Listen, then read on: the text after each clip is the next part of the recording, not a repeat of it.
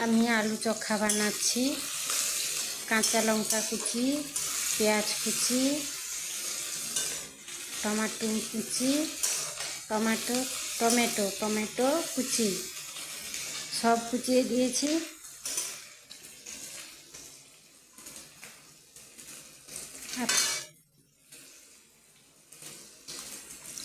Half চামচ নুন দিচ্ছি।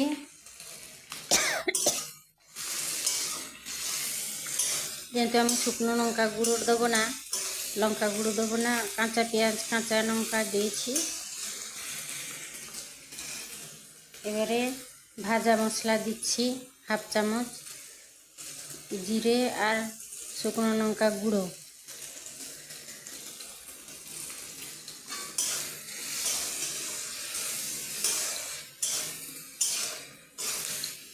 এবারে আমি আলু মাখাটা দিয়ে দিব।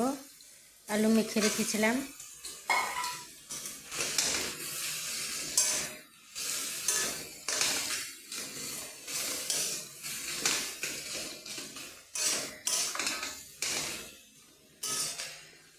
আলু মাখাটা দিয়েছি, দিয়ে কড়াই একটু কষে নিব।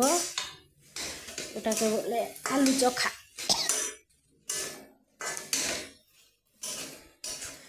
এটা হচ্ছে আলু চোখা, খেতে খুবই টেস্টি, দারুণ লাগে। আপনারা দেখে বানাবেন।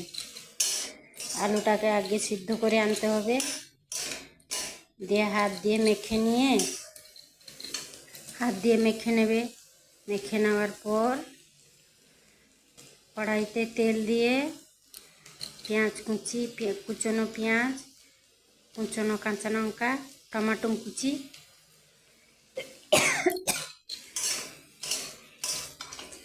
দিয়ে আলু চোখাটা বানাবে। আপনারা খেয়ে বলবেন আলু চোখা কেমন হয়েছে।